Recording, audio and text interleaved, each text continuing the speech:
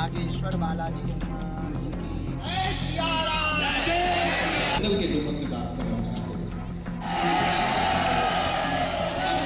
सुमेर सिंह सोलंकी जी आदिवासी समाज अस्तुत्थामा बलर्व्यासो हनुमानश्च विभीषणः कृपा परशुरामश्च सप्तैते चिरजीविनः भक्ति भक्ति भगवंत गुरु चतुर नाम बपु एक तिनके पद बंधन किए नासत विघ्न अनेक।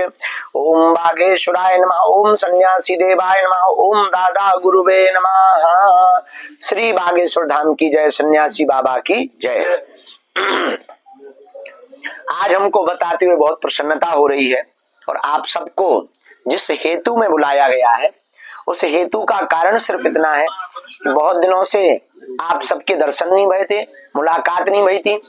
दूसरा, पुनः आप सबको पदयात्रा को निर्विघ्न संपन्न बनाने के लिए संपूर्ण छतरपुर के हमारे print media, electronic media, YouTuber आदि आदि जिस भी कार्य से सेवा की, प्रत्यक्ष रूप से या अप्रत्यक्ष रूप से घर बैठकर हम आपको इस पदयात्रा जो अभी पूर्व में संपन्न हुई है उसे पूर्ण रूप से निर्विघ्न संपन्न कराने के लिए आपका बहुत बहुत धन्यवाद और आप सबका बहुत बहुत साधुवाद। बस इसी विषय के लिए प्रमुखता से बुलाया था। परंतु दूसरा कार्य, आज 19 जनवरी है।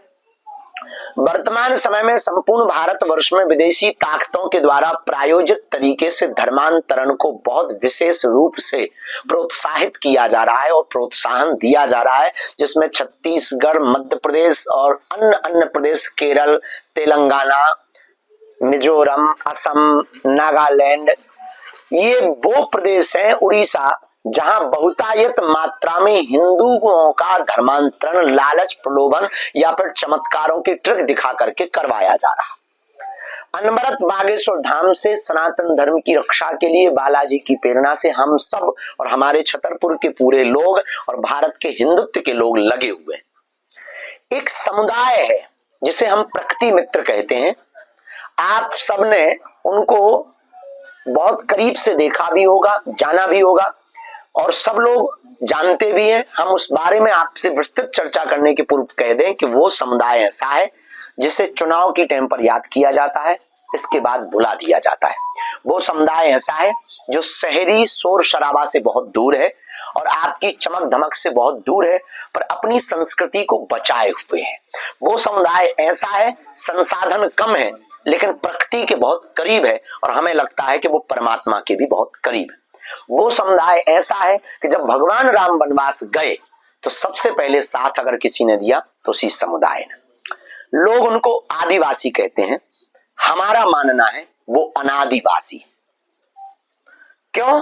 क्योंकि वह एक ऐसा वर्ग है कि जो जंगल में भी उत्साह पूर्वक रहते हैं, मंगल मनाते हैं।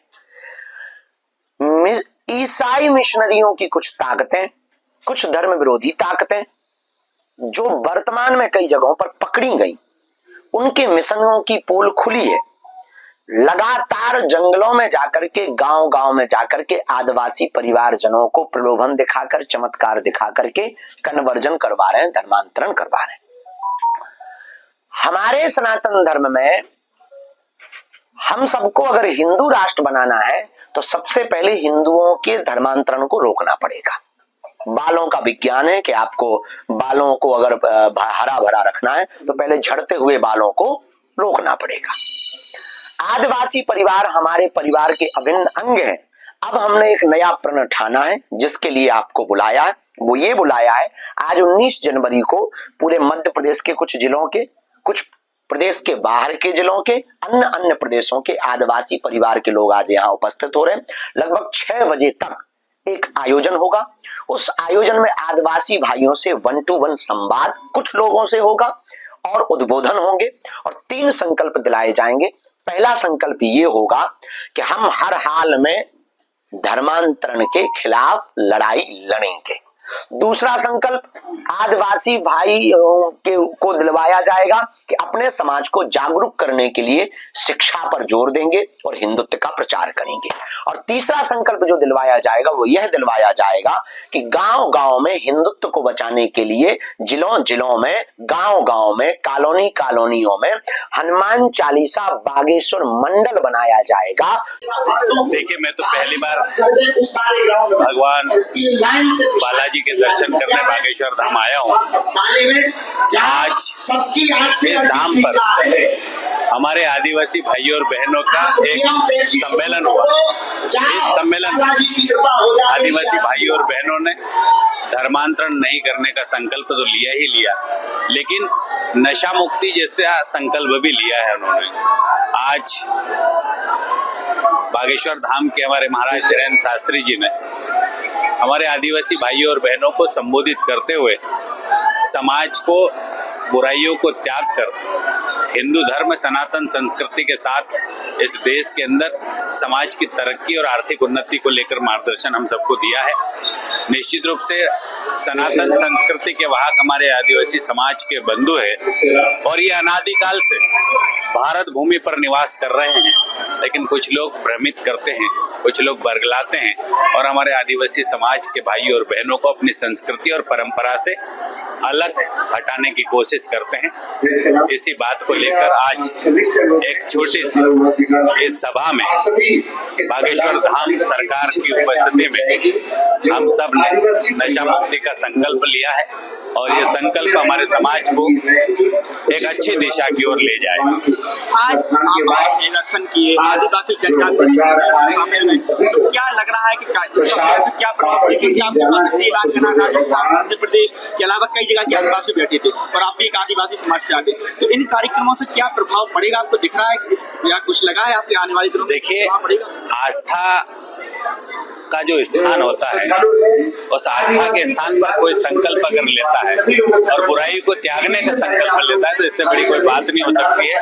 आज सिर्फ मध्य प्रदेश के ही लोग नहीं बल्कि भारत के अनेक राज्यों के हमारे आदिवासी भाइयों और बहनों ने यहाँ पर अच्छा संकल्प लिया है और ये अच्छा संकल्प हमारे समाज के लिए अच्छी दिशा तय करेगा। अधिकांश देश छोटे छोटे प्रलोभन दिए जाते हैं आदिवासी समाज को, कहीं कहीं रहने वाले हो, जंगलों में रहते हैं कहीं पर भी, और वो धर्म परिवर्तन कर लेते हैं। तो क्या कोई आगे इसको लेकर कोई आप राज्यसभा में है तो कोई मांग करेंगे आगे चल? देखिए, हमारी सरकारें लगातार हमारे आदिवासी समाज के भाइयों और बहनों की जिंदगी बदलने का काम कर रही है और मैं राज्यसभा का सांसद हूँ, आदिवासी समाज से आता हूँ। ऐसे अनेक योजनाएं मध्य प्रदेश की सरकार और हमारी भारत की सरकार पूरे देश भर के अंदर चला रही है, जिससे आदिवासी भाइयों और बहनों की जिंदगी बदली है। उनकी सामाजिक और आर्थिक स्थिति तो बदली, राजनीतिक स्थिति में भी उन्नति हुई है और ये उन्नति, ये बदलाव हमारे समाज को सही दिशा में आगे बढ़ने के लिए मार्गदर्शन भी करेगा और धर्मांतरण जो लोभ और लालच में करते थे हमारे बंधु, जो भ्रमित करके जिनको धर्मांतरित किया जाता है, वो धर्मांतरण भी इससे रुकेगा, क्योंकि धर्मांतरण लालच देकर कर दिया जाता था और ये लालच हमारे समाज को अब समझ में आ गई है कि लोग जो हमारे धर्म को परिवर्तन कराने की दिशा में काम कर रहे हैं वो किस प्रकार से लालच हमारे समाज को दे रहे हैं और हमारे समाज को भ्रमित कर रहे हैं। ये हमारा आदिवासी समाज बहुत अच्छे से जान चुका है। आयोजनकर्ता के लिए क्या कहेंगे? आयोजनकर्ता ने बहुत सुंदर और शानदार और भव्य और दिव्य आयोजन किया है। बागेश्वर धाम सरकार और मैं पंडित धीरेन्द्र शास्त्री हमारे महाराज जी को और पूरी आयोजन समिति को हृदय की गहराइयों से देश के 12 करोड़ आदिवासी भाइयों और बहनों की ओर से धन्यवाद देना चाहता हूँ, आभार व्यक्त करना चाहता हूँ। अमर उजाला जीवांजलि के सारथी की मदद लें और महाकुंभ में स्नान जरूर करें।